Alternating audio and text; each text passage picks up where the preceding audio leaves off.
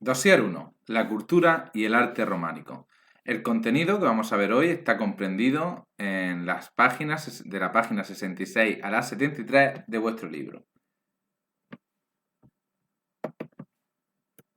Comenzamos. Las características generales del románico. Bueno, el primero, el nombre románico, se lo pone Charles de Gerville, era un historiador y arqueólogo francés, y le pone este nombre para categorizar el arte, el antiguo arte venido del arte grecolatino, y el arte gótico, un periodo de medio. Le llama románico por las lenguas romances, por ese latín vulgar que se había ido perdiendo y se había ido convirtiendo en estas lenguas romances. Está considerado como un arte universal. ¿Por qué los historiadores del arte le llaman así? Porque el románico, tanto el francés, el lombardo, el alemán, el español, tiene unas características comunes, ¿de acuerdo? Y por ello es considerado como un arte universal, puesto que todas las características que vamos a ir viendo del arte románico son similares o iguales en los distintos territorios.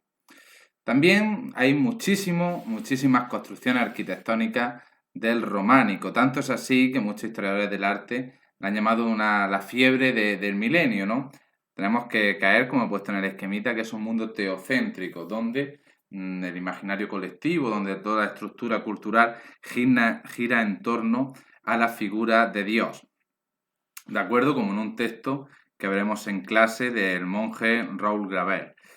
Pero más que la difusión por este milenio, tuvo muchísimo que ver la abadía de Cluny. Estamos en la época de las grandes peregrinaciones, las peregrinaciones a Santiago, Roma y Jerusalén. En estas peregrinaciones van a estar activamente difundidas por la abadía de Cluny, donde va a poner estos cánones o estos patrones constructivos y va a tener un papel fundamental, como he puesto ahí abajo, en la difusión del arte románico por todos estos países y territorios que estaban en las vías de peregrinación hacia los tres lugares sagrados de la cristiandad. Claro, hemos ido viendo desde el año pasado cómo se han ido los diferentes estilos artísticos, han ido evolucionando o adquiriendo o cogiendo o influyendo en otros estilos arquitectónicos o artísticos. Pues los materiales de acarreo, que no son nada más y nada menos que reaprovechar lo que otras sociedades que estaban antes que ellas habían utilizado, ¿no? Pues el año pasado vimos toda la arquitectura, pintura y escultura de Grecia y Roma y cómo esa arquitectura también va a ser copiada por esos pueblos germanos que vienen y cómo tras la conquista musulmana también van a aprovechar esos materiales. Y de igual modo, cuando se conquiste por los cristianos el territorio musulmán, también van a utilizar su antiguo santuario y también van a utilizar estos materiales. Por lo tanto, ¿qué es el material de acarreo? Es una pieza que se reutiliza, como la que he puesto aquí en la iglesia del Salvador de Toledo, donde un pilar visigodo fue utilizado tanto por musulmanes y luego por cristianos. Vamos a ver un pequeño vídeo sobre cómo se iban superponiendo estos estilos arquitectónicos y cómo se iban reutilizando. Estamos en la mezquita del Cristo de la Luz, la mezquita era conocida como Bab al-Mardum. La mezquita se encuentra justo a la puerta de entrada de la ciudad de Toledo y era un oratorio para todos los recién llegados. Si veis, hay 9 columnas con arco de herradura y me interesa que veáis los capiteles. Si veis los capiteles, tanto este con forma de palmera, como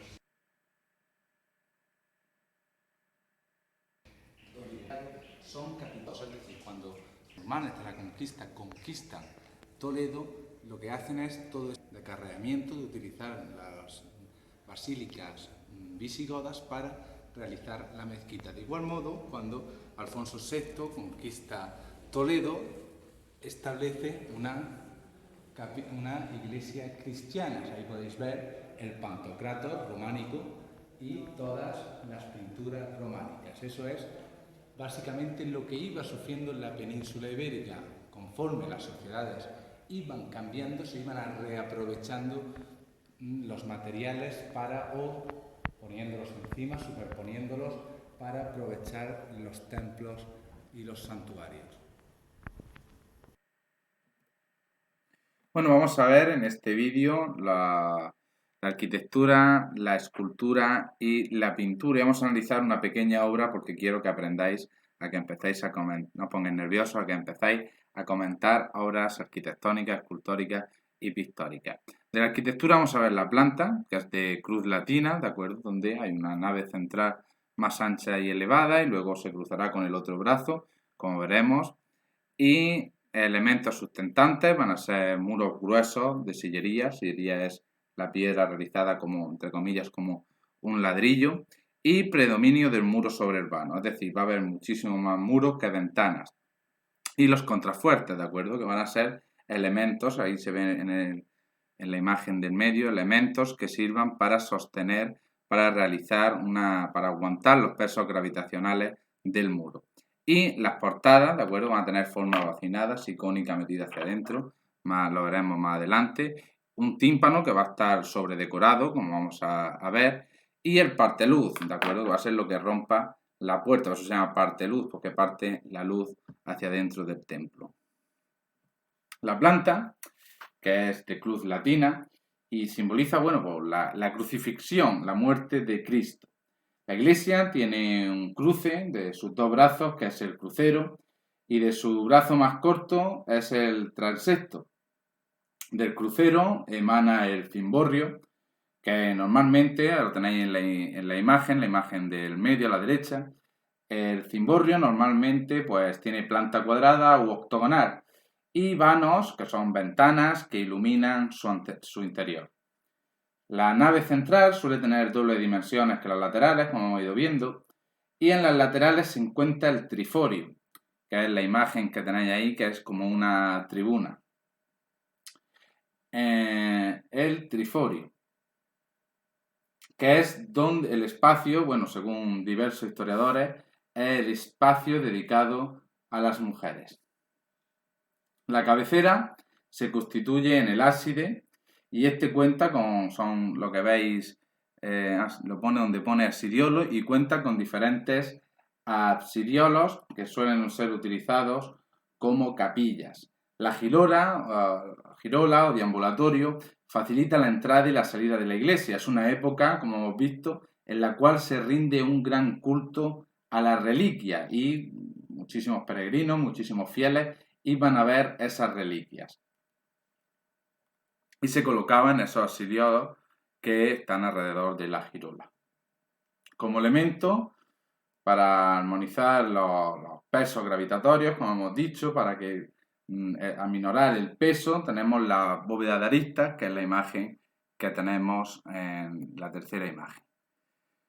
Aquí tenemos la iglesia de San Clemente de Taur y, por supuesto, a primera vista lo que tenemos que hacer en un comentario es los materiales, que predomina la piedra. Es una época donde se utiliza muchísimo la piedra y la madera. Y la piedra tiene un simbolismo de lugar eterno, ¿de acuerdo? Se construye una iglesia, el material de la madera es perecedero, mientras que la piedra tiene un simbolismo de eterno, de perdurar en el tiempo. Está realizado en sillares regulares de piedra y hay un predominio del muro sobre el vano. ¿Esto qué quiere decir? Que si os fijáis, los vanos son las ventanitas que se ven, lo que más hay es muro, no predomina la ventana sobre el muro, como veremos en el siguiente dossier del gótico. A veces hay contrafuertes que se adosan al muro para sostenerlos, para minorar esos pesos gravitatorios. Son iglesias de reducido tamaño, como podemos ver en la imagen, y están normalmente en lugares rurales, por la ruralización que vimos, por el sistema feudal que estamos viendo en este tema. Hay un gran campanario que regula, como ya vimos, la importancia y la influencia de la iglesia en la vida cotidiana de la Edad Media. Aquí tenemos el Pórtico de la Gloria de la Catedral de Santiago de Compostela, donde tiene forma bocinada, es decir, forma cónica, que si os fijáis va adentrándose a la pared hacia abajo. Suelen estar compuestas por jambas y arquivoltas. Las jambas son las columnas que sostienen las arquivoltas, que son los arcos que cubren el tímpano. El tímpano se concentra de decoración, hay un horror vacui, si os fijáis, es decir, todo está decorado, todo está lleno de esculpido en relieve. Y estas portadas solían estar mirando hacia el oeste, simbolizando esa Jerusalén celestial. El parteluz solía contener una escultura y tenía la funcionalidad de sostener el dintel. Ahora pasamos a la escultura también en temática.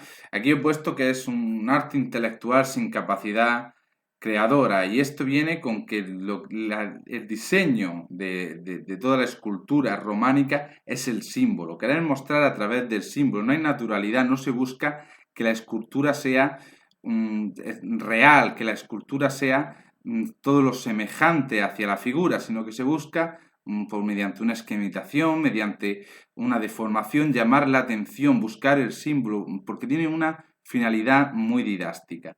En ella se representa, pues bueno, escenas sobre todo del Nuevo Testamento y del juicio final. La estética, pues como hemos dicho, una estética totalmente antinatural, ¿de acuerdo? Fijaros en la imagen de es una virgen con el niño Jesús sentado, esa imagen que no se corresponde a ningún rostro humano y bueno, pues tiene una función claramente religiosa y didáctica de enseñar al fiel estas incrustaciones, estas ilustraciones del Nuevo Testamento.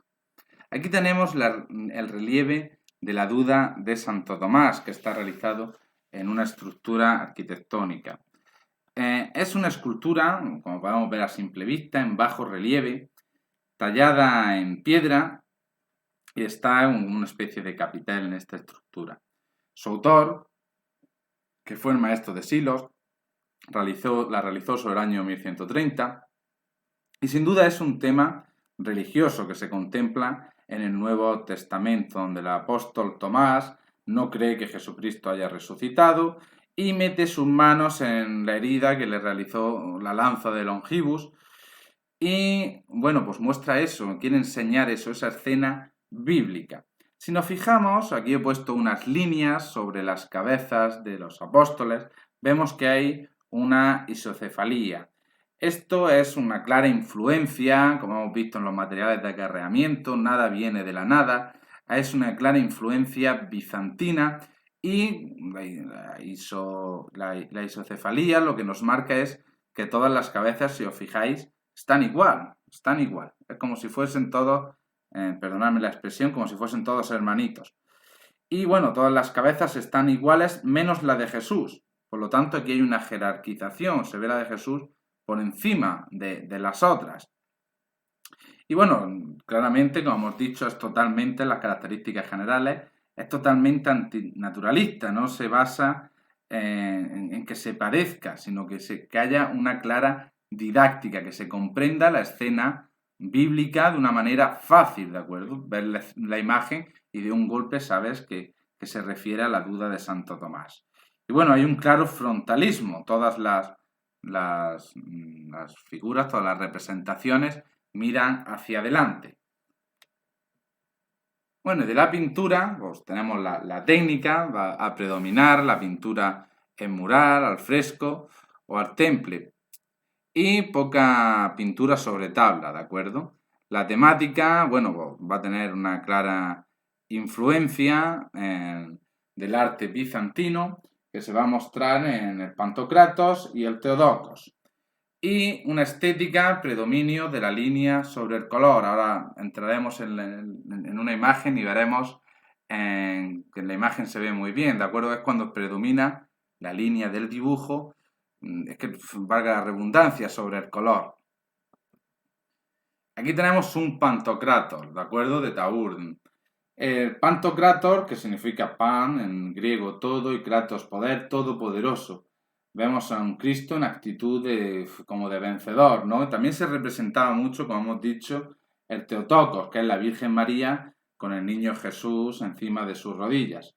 Si lo vemos, es una pintura moral, está realizada en la pared de un ábside y hay un total frontalismo, ¿no? Jesucristo está totalmente como mirándote de frente. Y aquí vemos un predominio de la línea. Si os fijáis, por ejemplo, en la nariz, veis que la nariz está hecha con una línea totalmente negra, no hay una degradación de color para marcar las formas. Cristo, bueno, está rodeado con una mandorla, que es lo que rodea a Cristo en forma de almendra, y bueno, tiene una actitud sedente, está sentado y en signo de bendiciendo. Y bueno, tenéis la actividad, espero que os haya servido esta clase, reforzaremos aún más lo que es el románico en clase con comentarios de obras artísticas y bueno, realizar el dossier que os dejo en Moodle, hacerle caso a mi amigo monje que está aquí y hacer todas las actividades. Nos vemos mañana.